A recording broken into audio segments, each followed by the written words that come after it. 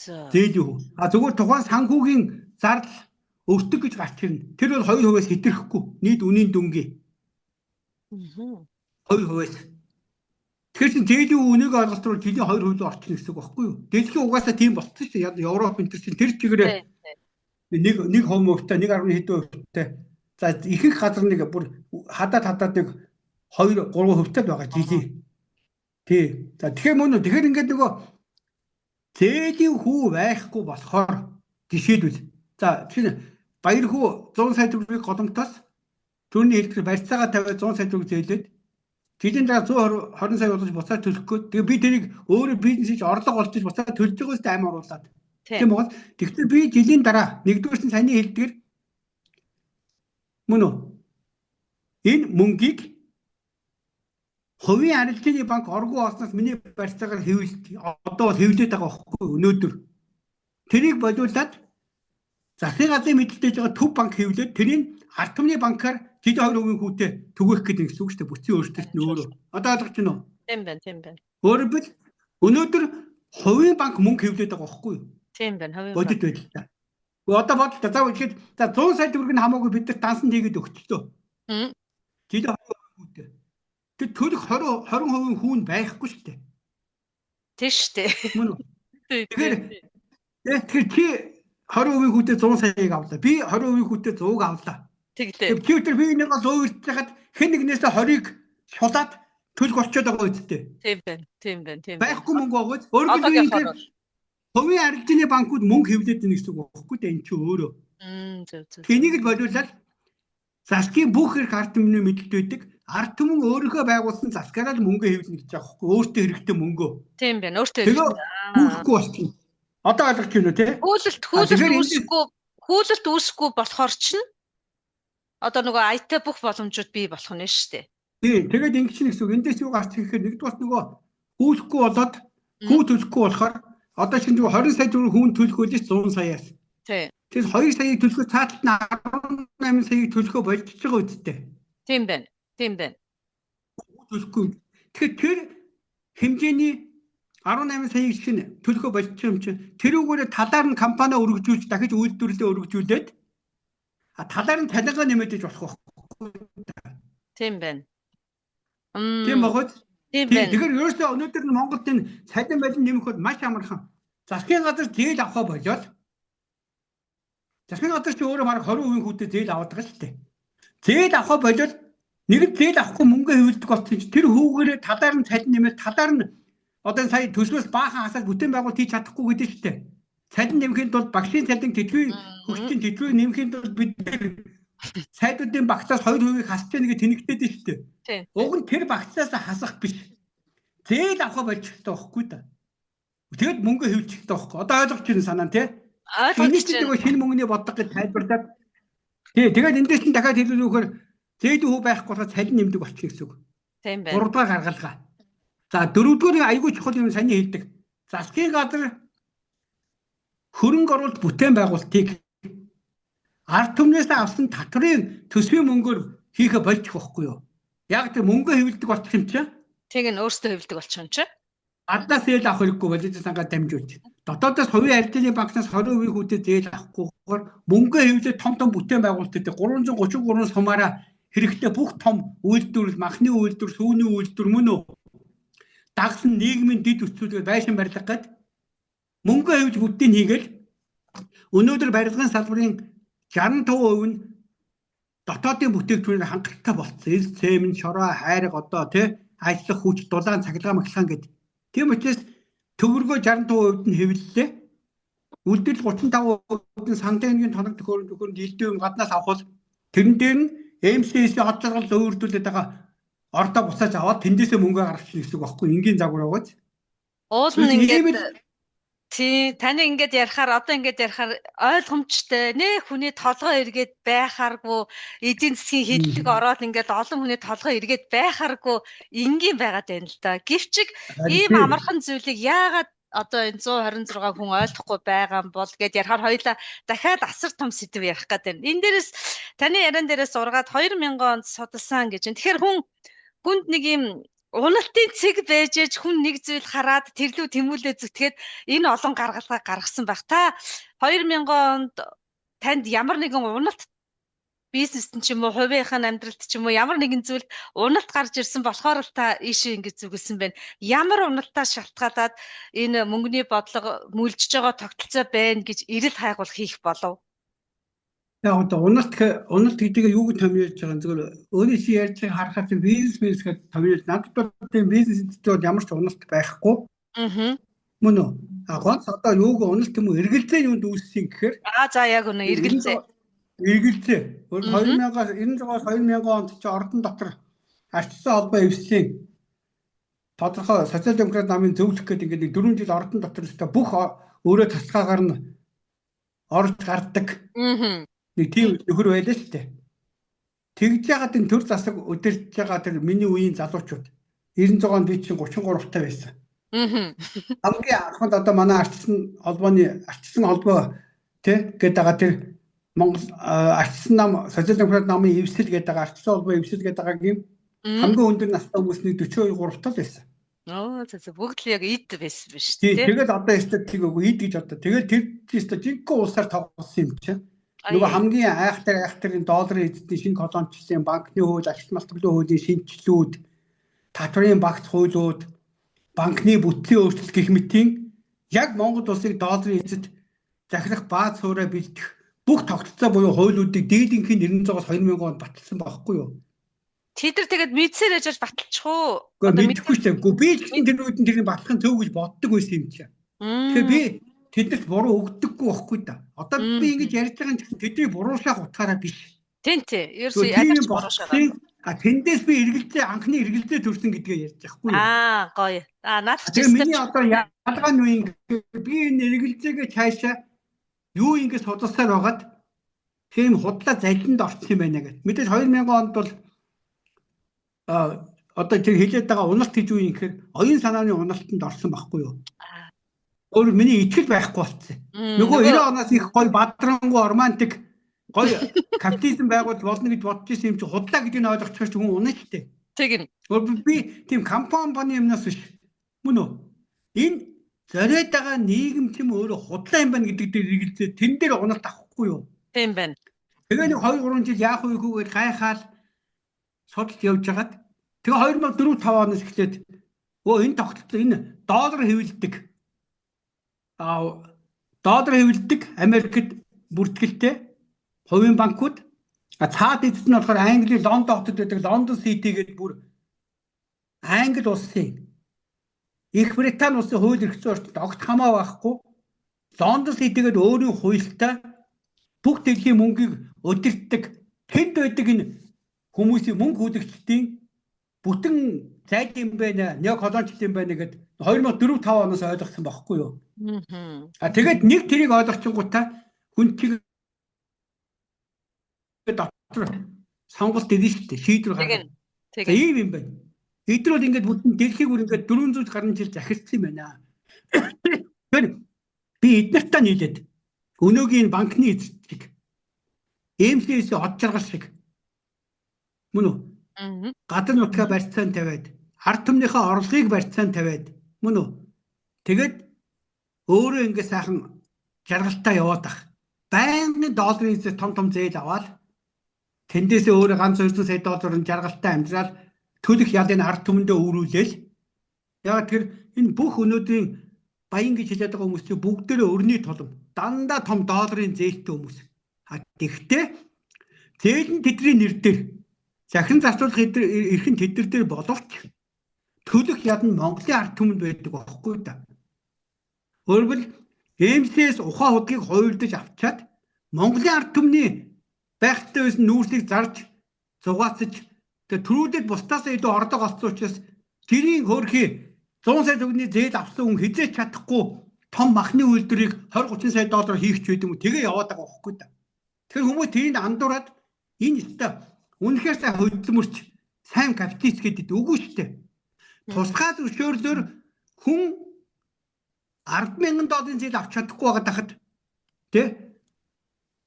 тэрбум долларын зээл авдаг болсон учраас тэрбум долларын зээлээсээ олж байгаа ашиг нь арай өндөр тохиолдол. Тэр мөнгөөрөө бусад салбар руу ороод тэгээ ямар санд өнөөдөр манай Монголын эдийн засгийн бүтцчин өөрөө голомтын баясаа худалдаа хөгжлийн сахад эрдэнэлэг МСС олж байгаа таван богдын Баатар сайхан гэсэн хэдхэн хүмүүс уудал чанахаас эхлээд жижиг 8 бэрийн бараа бүгдийг устгаад нөгөө CU MU гэд гадны солонгосын франчайз сүлж оруулж ингээд монголчуудаа бүр ажил эрхлэх жижиг нэг ч юм үлдээсэнгүү бүгдийг булаагаад авчдаг чи юу юм гэхээр ард түмний өмчлөгч эрхэнд байх байсан байгалийн баялагаас олсон эхний орлогоороо бусдаасаа илүү мөнгөтэй олчгуудаа тэрүүгээрээ дайраад бусдынхаа ажил амьдралыг булааж авч байгаа гэсэн үг байхгүй та. Тэгэхээр би энэ замаар нь явах юм уу? Мөн үү? Энийг бүр ортоос хаяад эднэртээ тэмцэж хагаад ард түмнээ тэгээ эзэн эрхийг авчих юм уу? Өмчлөх эрхийг авчих юм уу? Тусгай тогтцыг авчих юм уу? Тэрний төлөө тэмцэх юм уу гэдэг тэ шийдлийг тухайн үедээ бодож байгаад тэгээ ерөөсөө ард түмэнтэйгээ байгаад энэ өвөг дээдсээ бидэнд үлдээсэн газар нутаг эх орны тусгай тогтнолтой нь авч үлдээ. Энэ дээр амьдарч байгаа иргэд нь ерөөсөө Монгол улсын тусгай тогтнолын хамгийн том баталгаа бол өргөө хуримтлалтай баян Монгол улсын иргэд байхгүй юу? Мөн үү? Тиймээс ч одоо тэр нэг хууль зүйн сайд болж байгаа энэ хөрийн ярьж байгаа шиг нэг нүүрсийн улгаачийг бариад хийчихээр тусгай тогтнол хамгаалагддаг гэж худлаа байхгүй да. Өөрөлд бүх өрөнд орсон 37 тэрбум долларын өрөнд орсон засагтаа юутай хийдэг ард түмэнтэйгээ 50 гаруй их найдын өрөнд орсон монголчуудыг өрнөөс чөлөөлнө гэдэг нь дотоодын банкны мөлжигчдөөс гадаадын мөнгө хүлэгчдээс чөлөөлнө гэсэн үг байхгүй да. Тэгээд газар нутаг лицензүүд 70% нь гадна дотны хүмүүст очсон байгааг суллаад ард түмэндээ ирсэн эн чинь өөрөө тусгай тогтнол болохоос биш. Тэгээд тэмцэж байгаа бүлэглүүд нэг хулгай зэлгээгээр нь дуудаад мөн үү шороо оронд барьж хийх юм бол тусгай тогтнол биш байхгүй да. Яг таны маань саяны хэлсэн энэ хідэн амтай өгүүлбэрийг одоо ард түмэн бүрстэй эс болгоноороо мэдрээд үнэхээр цөхөрч байна. Тэгээд цөхрөлтөн дунд яхав нөгөө харанхуй байхад гэрэл гардаг шиг таны маань ярьж байгаа шинэ мөнгөний бодлого за тэгээд хүнээ хайрлах тэр итгэл зүй гэдэг зүйлээ сэргээх юм бол бид нар болно гэд гэрэл гэгээтэй зүйлсийг ярьж байгаа хүмүүс их олон болмоор байна. Тэгээд таны энэ сайхан шинэ мөнгөний бодлогыг дэмжиж байгаа одоо тийм эрх мэдлтнүүд гэхүү хууль журам мэддэг хүмүүс байна уу? Эсвэл үндэсний сэхэтнүүд тантай нэгдэж байна уу? Одоо ингээд бидний жирийн иргэдээ харж байгаагаар салбар сэхэтнүүд байна. Чимээгүй байгаад байна. Үндэсний гэж хэлж болохоор сэхэтнүүд бас чимээгүй байгаад байна. Тэгэхээр одоо дуурах цаг нь болсон юм биш үү гэж ард түмнийхээ өмнөөс төлөөлөд асуумаар байгаа даа байхгүй юу? Яг одоо зөв. Энэ аливаа юм нэгдүгээрт цаг ирнэ гэж байгаа. Дараа нь цаг нь болно гэж байгаа. Ирж байгаа цаг гэдэг чинь нэлээд бас асаас шүү дээ, тий? За цаг нь болно гэдэг бол ер нь бол баг on time гэсэн үг шүү дээ. Аа. Дараа нь тэгээд цагийн имийг цагтаа гэж би одоо дандаа нэг 3D ондроод ярьдаг шүү дээ. Цаг нь нэрх цаг нь болох цагийн имийг цагтаа гэж. За одоо бол анх бол би 20 жилийн өмнөөс ярьж эхлэхэд бол цагийг эрүүлж ирсэн хүн байхгүй юу? За дараа нь энэ ялангуяа сая 2024 оны сонгуульд ороод 70,000 хүний санал аваад энэ бол би цагаа болгосон гэсэн үг. Мөн үү? За одоо яг өөрийнхөө асуугаад байгаа салбарын сэхэтэн байна уу? Эх орончид байна уу? Тусгай тогтнолын төлөө тэмцэж байгаа хүмүүс байна уу? Өөрийнхөө хувь амьдрал болон гэр бүлийнхаа төлөө тэмцэн үү? Ах トゥ хамаатан садан найз нөхдөйгөө төлөө тэмцэн хамаагүй. Ямар нэг байдлаар нийтээрээ өнөөдрийн шинэ колоничлалын долларын эзэдийн бий болгосон тогтолцоо тэрийг амь оруулж байгаа энэ банкны эзэд олигархууд улс төрчдийн бүлэглэлүүд шүү дээ. Эдгээр залиас болсон 99 оны 99 хүмүүс маань өнөөдөр цагийн цагтайгээд үнэхээр нэгдэх цаг болчиход байгаа байхгүй да. А тэгэхээр тэднийг бүгдийг нэгдэх юм чи ерөөсөө юу юм гэхээр нийтлэг бүгдэнд нь туссан байж байгаа зовлон буюу өвчин юу юм гэхээр бүгдээрийнх нь өр байхгүй өр. Өргөө хүн гэж нэгч байхгүй. Манайх одоо ингэдэй. Тэтгэврийн зээлийн өгшин өртөө МСС одж байгаа өргөө юм шиг боддог байхгүй юу? Бүгд өртөө. Тэтгэврийн зээлийн өгшин 20% хүүтэй хөөх юм өөрийнхөө хадгалуулсан мөнгөө буцааж авдаг. Тэр нь амьдрал төрдөггүй өртөө хүн. МС-ээс одлол болохоор тэр тэтгэврийн зээлийн хөгжлийн өмчлөх ёстойс ордыг хувилдаж авчаад $1 барьцаанд тавьчаад тэндээс нь өөрөө $100 сая сайхан зугаал тансаглчаад мөн үү. Тэгээд тэр зээлийг зөндөө олон өнөөгөр ажил төрлийн үүсэж байгаа хүмүүс шоргоолж би төдөлмөрлөд төлөө сууж идэг. Тийм гэсэн үг байхгүй юу? Ялгаа нь тэрэндээ байгаа. Тиймээс бүгд өртөө. За уг нь бол би од жаргалыг жигшиж одоо ялах гэдэг бит. Од жаргал гэсэн байнга ингэж гадна дотноосоо зээл авчих хэрэггүйгээр миний шинэ мөнгөний бодлогоор засгийн газар нь од жаргал сайхан сангуужилтын нөгөө тэгэл од жаргал энэ тэнд ингэж зээлмэл хайж улс төрчдөд өчнөө олон их хурлын гишүүдийг мөнгөний өгч гаргачаад дараагийн зээл авах өөрийн бичиг босгох тэр эдрээс дэм авч ингэж улс төр дотор өөрийн бүлгэлтэй байх ямар ч хэрэггүй. Засаг хангалттай сангуужилтын нөгөө од жаргал тэрийгээ сайхан авчвал тэндээс олсон ашигаас нь өөрөө менежмент удирдах байгаа бонусаа сайхан хөрөнгийн менежмент хийж байгаа хүний хувьд автдаг. Үр дүн ард түмний ирж идэг юм дараагийн шатлууга гараасаа гэсэндээ энийг тайлбарлаад байдаг байхгүй. Би одоо миний нэвтрүүлэг үзэх юм бол би нэр заажгаад од жаргалыг дандаа тэгж байгаа. Долларын эзэдийн барьцааны нэг юм хөл холгоор хөрний тулан байснаас хөрөнгөтөн болооч. Улс үндэст нь авч явдаг том хөрөнгийн менежмент хийдэг жанжин болооч гэж тайлбарлаад байдаг байхгүй. Тэгэхээр одоо юу гэж хэлэх гээд байна гэхээр бүгдээрээ уг нь бол мухарцлаа. Мөн үү. За тэгээ өшөө нэг юм нь юу юм гэхээр нөгөө цагийн юм цагтай гэдэг байгаа нь юу юм гэхээр энэ долларын эзэд буюу Америкууд одоо энгийнээр тайлбарлая л да. Мөнгөний эзэд тухайн улсыг яг эзэн дүрмгэж булааж авдгийг гэхээр маш энгийн аргаар واخгүй юу. Тэр улс дотор нь нэгдүгээрт нь өөрсдөд нь хуулийн төсөл өгч жагаад мөнгө хэвлэх эрхийг өөртөөгөө мэдэлд авчаа тэрийг нь валютын сангаар хянчиж байгаа.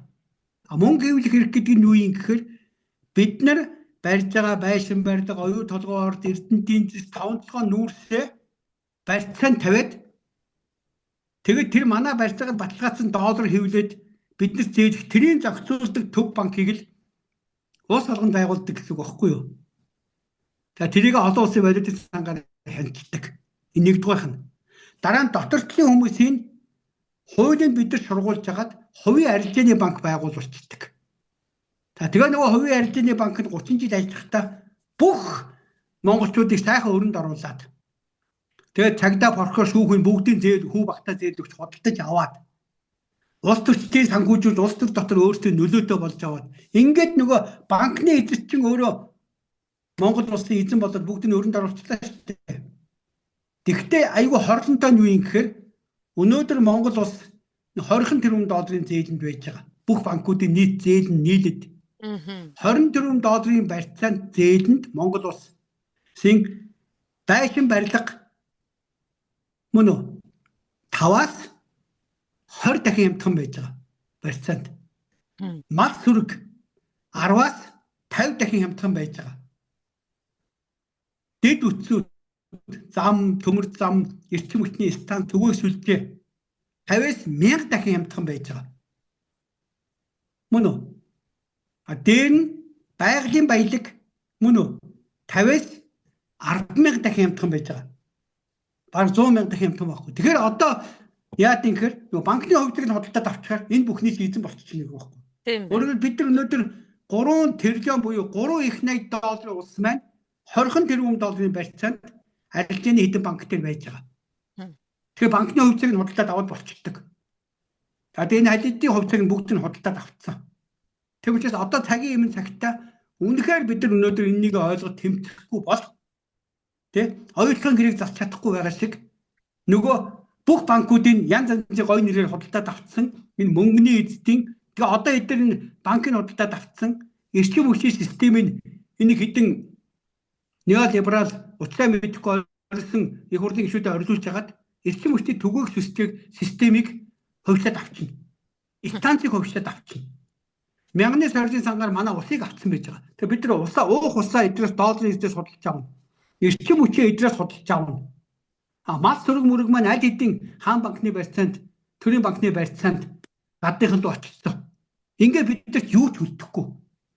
Монгол улсын иргэд өөрийнхөө нутаг дээр байгаа юм шиг боловч өөж байгаа улсанд идж байгаа мах нь, амьсгалж байгаа агаар нь, хэрэгж байгаа цахилгаан нь бүгдээ долларын эзний мэдэлд арилжааны банкуудыг дамжиж очиж хувьчлаар дамжиж очиж байгаа байхгүй та.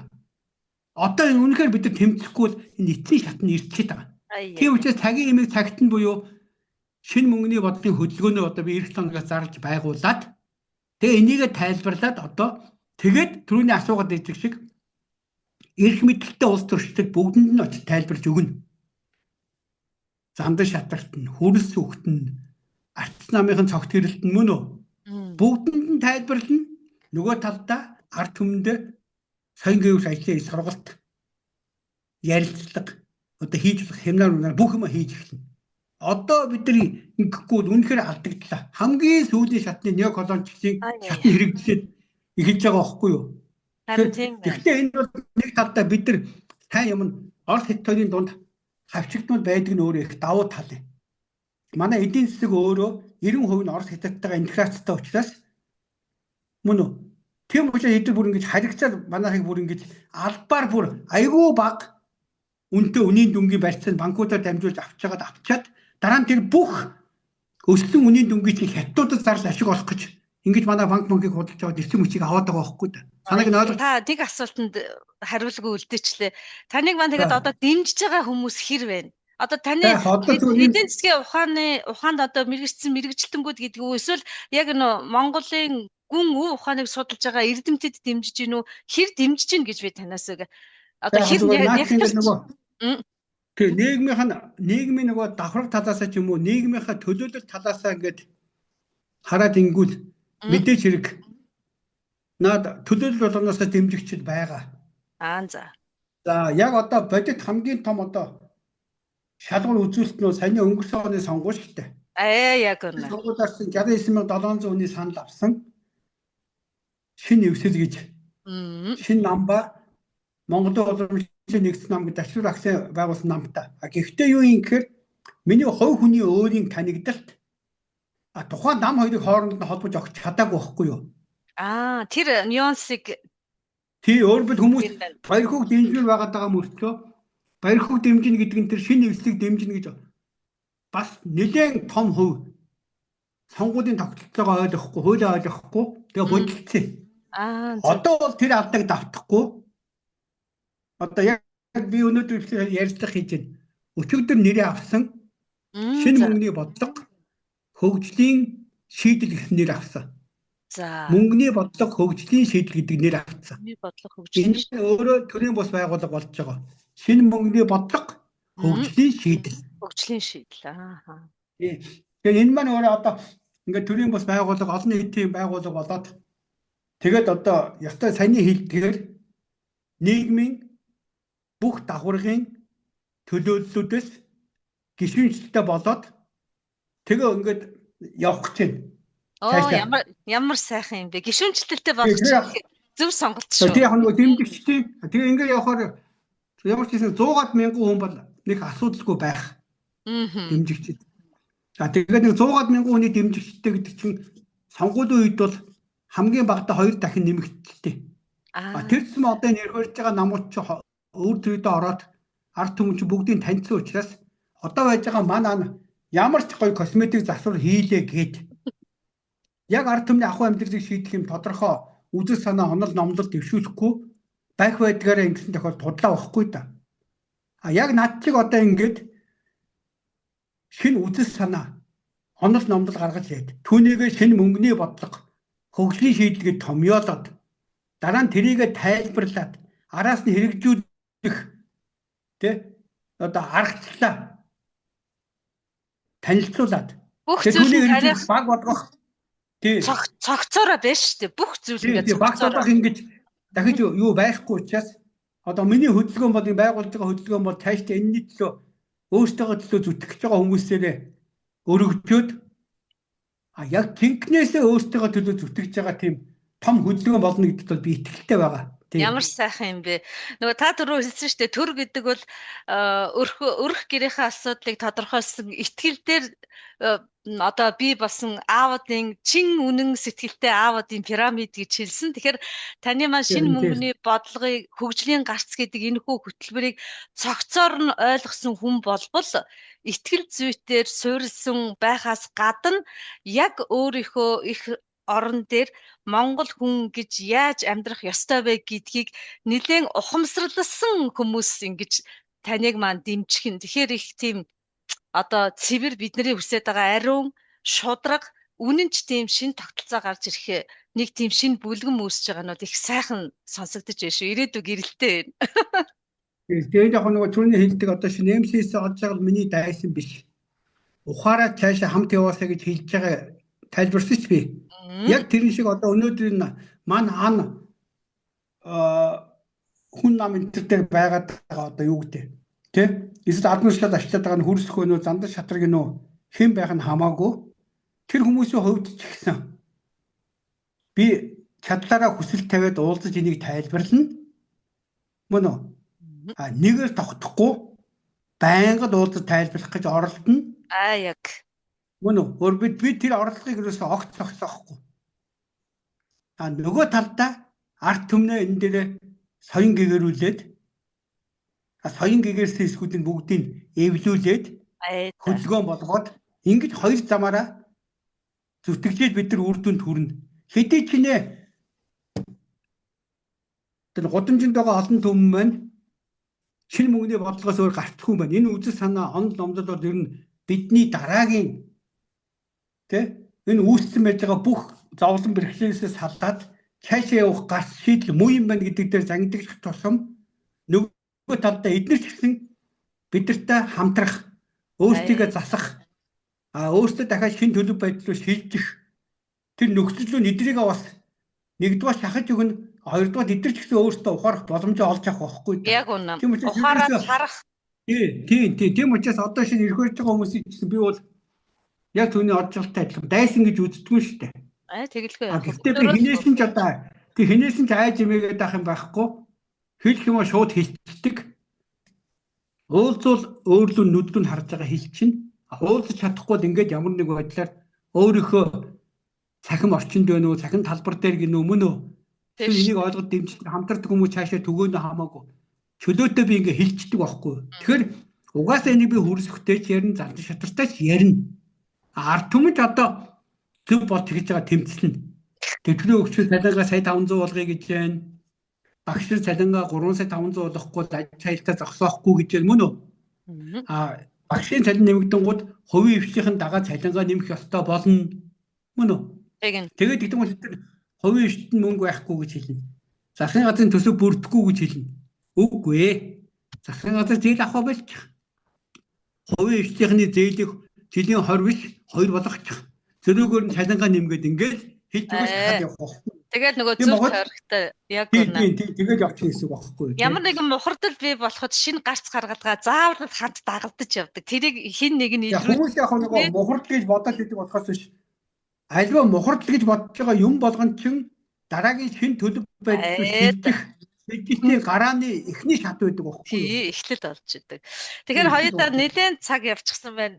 Тэгээд шинэ мөнгөний бодлого хөгжлийн шийдэл гэдэг энэ оновчтой бүрэн цогц хөтөлбөр гэж хэлэхэд арай багдах бах. Энэ бодлогыг гаргаж ирэхэд та өв Монгол язгуур ухаанаасаа гаргаж ирвүү? Эсвэл ажиллаж байсан туршлагаасаа гаргаж ирвүү? Эсвэл энэ өрн дахинд бий болчихсон соёлт ертөнцөөс авбуу? Эсвэл бүгдөө ингээд хольж иж энийг гаргаж ирвүү?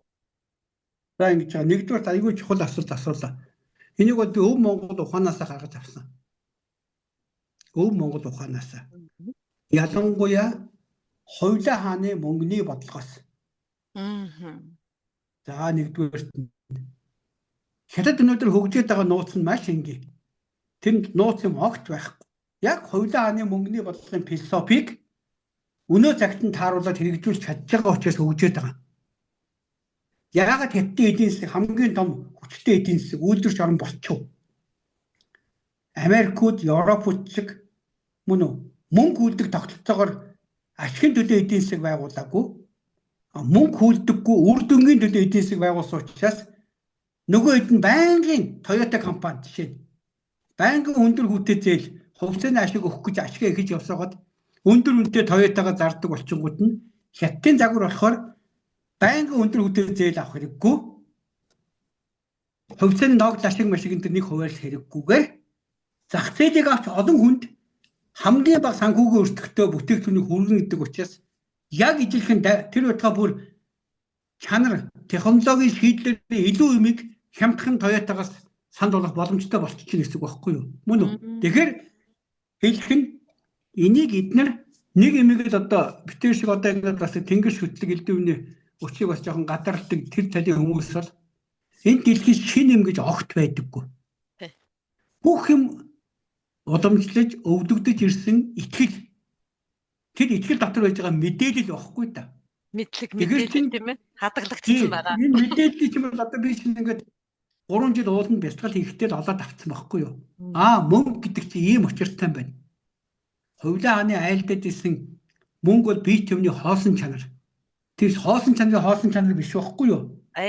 Бие төвний хоосон чанар. Өөрөөр альва мөнгөөр бодит үйлдвэрлэл, бодит бие төв хийж байгаа тохиолдолд хизээч инфляц байхгүй. Мөн үү?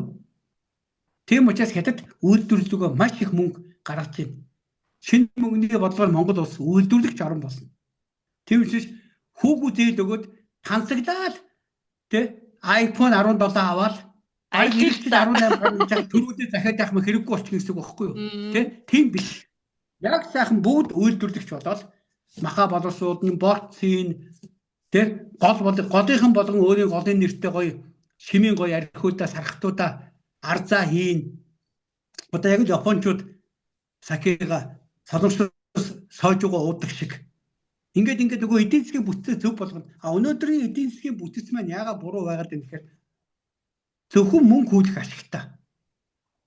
3 гаж төрлийн бизнес Монголд амьд байгаа. Нэгдүгээрт нь мөнгө хүүлэл. Ямар нэг эрсдэл байхгүй. Хоёрдугаарт нь авилга хулгай.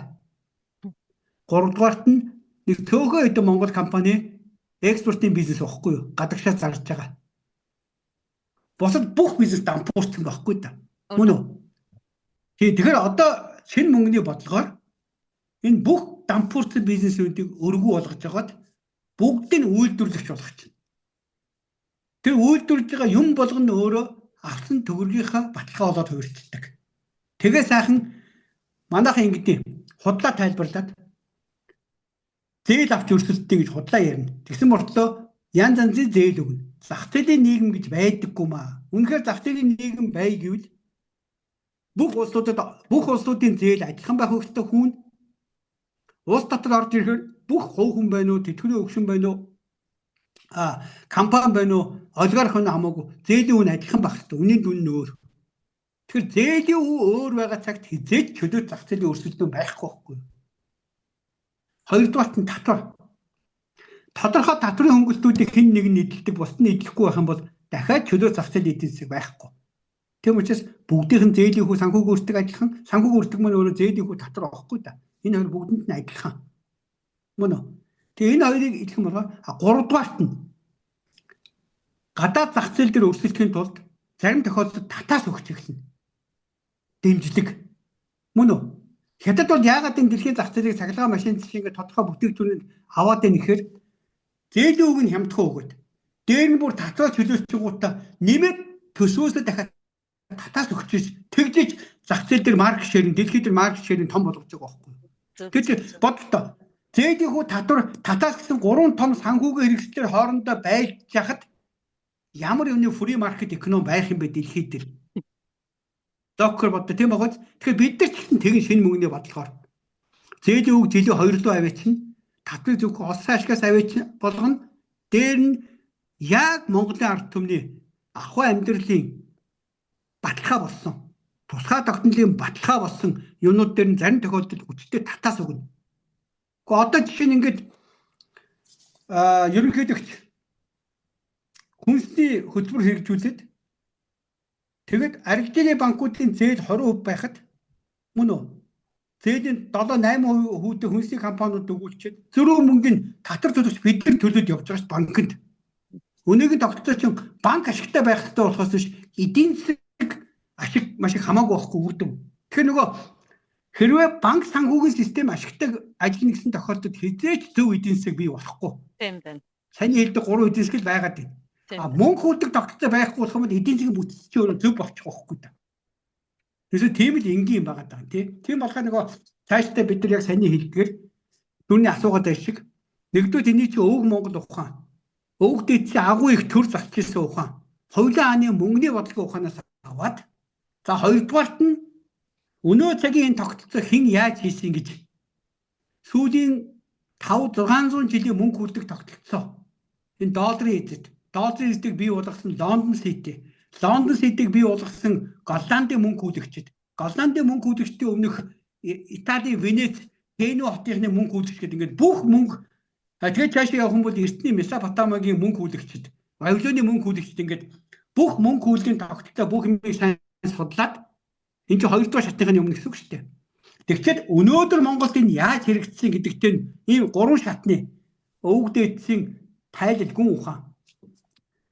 Өнөө цагийн мөнгөөр бүх дэлхийг колоничддаг шинэ колоничлагчдын түүхийг арга мэгтэй 90 оноос Монголд яг яаж хэрэгжсэн гэсэн юм гурван холбоонд нь байж тэгж шинэ мөнгөний бодлого гаргаж ирсэн гэсэн үг байхгүй юу?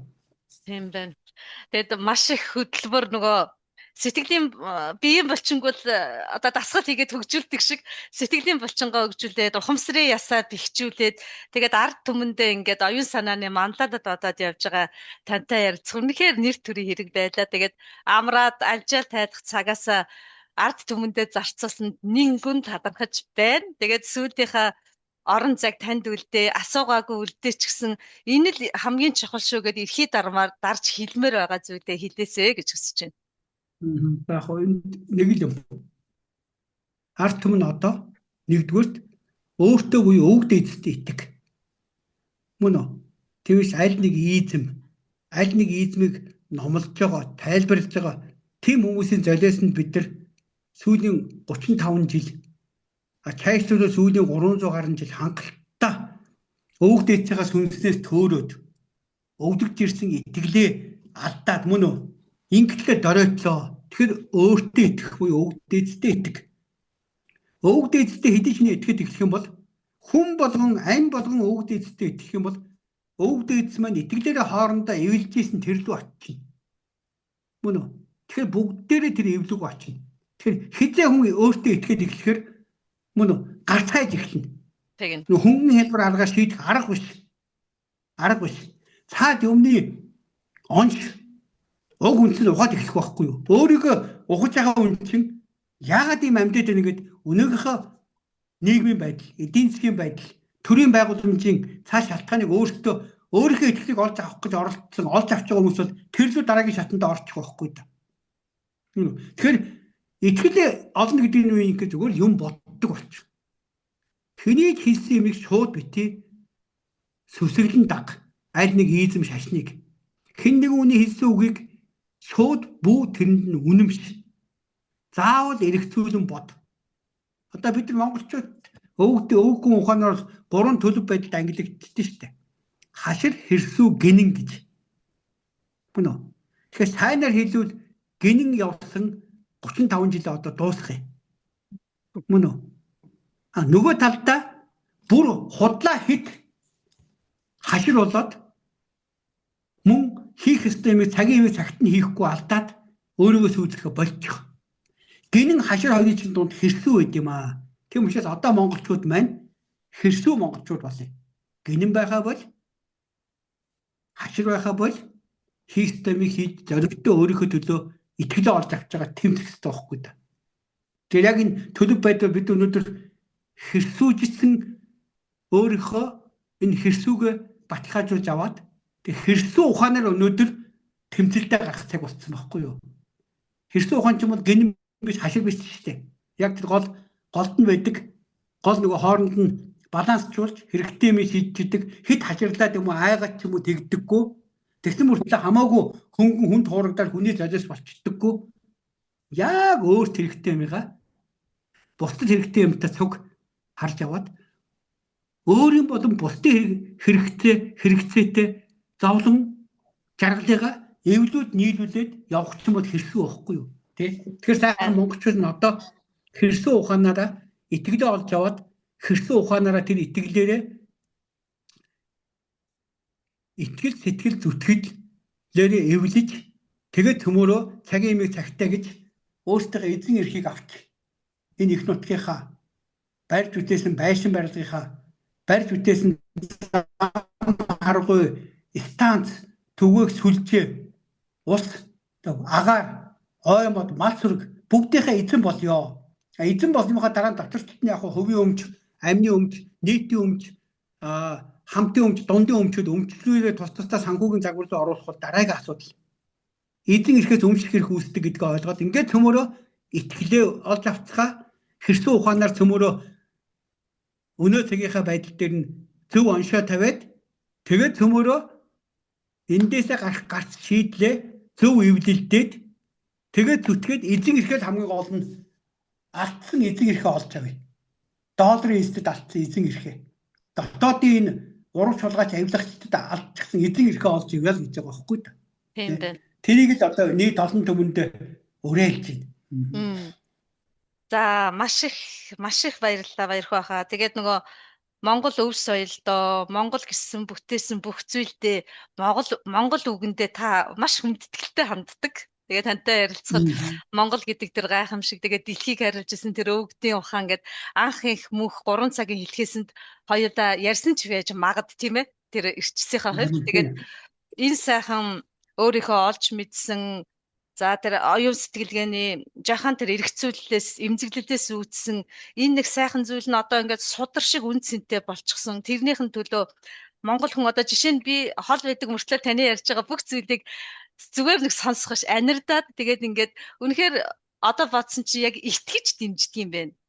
Би бол яг таныг тэр зөв юмны төлөө итгэж дэмждэг юм байна. Тэгээд итгэл гэдэг суурь дотоод хөрсөн дээрээ олон монгол хүн босоо тав дээрээ ярьсанчлан гэрэлтэй гэгээтэй 800 жилийн өмнө цацарч байсан нийтээрээ цацарсан тэр сайхан монгол нийгмийн төлөө зүтгэж яваа ажилд нь амжилт хүсье. Тэгээ хамгийн түрүүнд эрүүл хүн бол бүхнийг бүтээн та маань эрүүл байгаад энэ сайхан зүйлээ бүтээгээд бүтээснээ эргэж хараад хоёлаа дахиад нэг сайхан хөөрөлдөх цаг ирнэ гэж бодож байна. За тийм угаасаа нэгээ тогтохгүй хөөрөлдөнө. Одоо энэ чинь ингээд нөгөө гариг иргэсийн байршил тэрийг дагсан манай Нарны аймгийн өөрийнх нь орчил.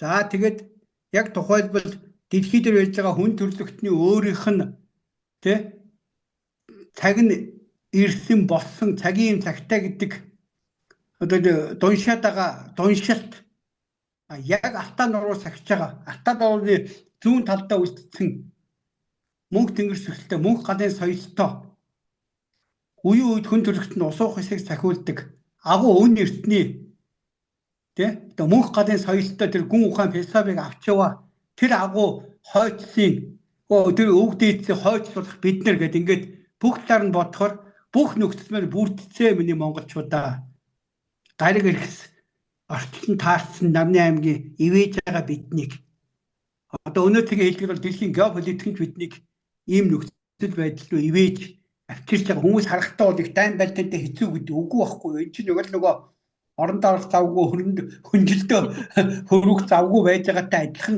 нөгөө шин юм төрөхгүй дуйшиж байгаа адилхан учраас яг энийг зөв харж чадвал монголчууд минь үнэхээр тэ сайхан цагчин бүр болцсон одоо цагийн имийг цагтаал хийхийн тулд бид тэр өнөөдрөө сайхан хөөрөлдөө та бүхэндээ тайлбарлалаа. Тэгээ энийг сайхан сонсч таашаа ухаарл авсан монголчууд маань төгөө дэлгэрүүлээд хоорондоо аль болохоор биенийгээ итгэлээр бие биентэйгээ тэр итгэлээс үүдэлтэй инэрлэр хайраар эвлэлтэн нэгдүүл цөмөөрөө маш хурдан эзэн эрхээ аваад энэ дорд дээрлэхүүсэн дарамжлуулсан боолчлуулсан амьд авийнхаа төлөө Монгол улсын иргэн болсныхаа төлөө өдөө болгон өрөнд нэмж орж идэг хүн бол төрөөд нэг хоол унд идэх орон сууцнд орохынхаа төлөө хэдэн үеэрээ төлж чадахгүй мөнгө хүлэгчдийн дөнгөнд барьцаалагдаж ингэ зовж идэг энэ юмнаас салах цаг болсон шүү миний монголчуудаа. За тэгээд тэрнээсээ салах үйлийг хамтдаа эвлэн хийцгээе гэж өрөөгөөд тэгээ хоёулаа өндөрлөе да тий. За тэгээ нөгөө эзэн богдын хэлсэн итгэлийг олоход өмнө хэрэгтэй эндлийг халахад зориг хэрэгтэй гэж та хоёр маань номондоо мөн буулгасан байсан. Тэгээ энэ сайхан ерөөлөөр хоёулаа монгол хэл маань өөрөө ерөөлийн хэл юм чинь те. Тэгээ энэ сайхан ерөөлөөр хоёулаа өнөөдрийнхөө хөрөлдөөнийг жаргая. Тэгээ таньда өөртөө хүсдэг хамгийн сайн сайхныг хүсээд хоёулаа тэгээд баяр хөөр дүүрэн дахиад сайхан хөрөлдөё. Сайхан амраа. За их баярлалаа. За тэрийг сайхан болгочоо тавиад надад хэлээрэй. За би бас өөрийнхөө пэйжээр тавиад тасч авч өрнөд энэ. Нөгөө ягаад яг тухайн үед ингэж ярьсан яриагаа өөр хүнтэй ярьж чаддгүй маа. Тий. Тэр үл намайг нэлээд сайн өдөөж өгч бас сайхан яриулчихдаг боллоо. Дотроо бодож явдаг юм ин өдөөж жагаад. Тэнийг бас олон түмэндээ сайхан нэгдүгээрт нь хүргэе, хоёрдугаар сайхан архивлагддаг тий. Архив болоод үлддэг. За тэгээ. За их баярлалаа. За баярлалаа. Сайхан амраарай. Дахин өөртөө үлдээтэй өрөөл дэвшүүлээ тий. За сайхан амраарай. За. За баярлалаа. За. За.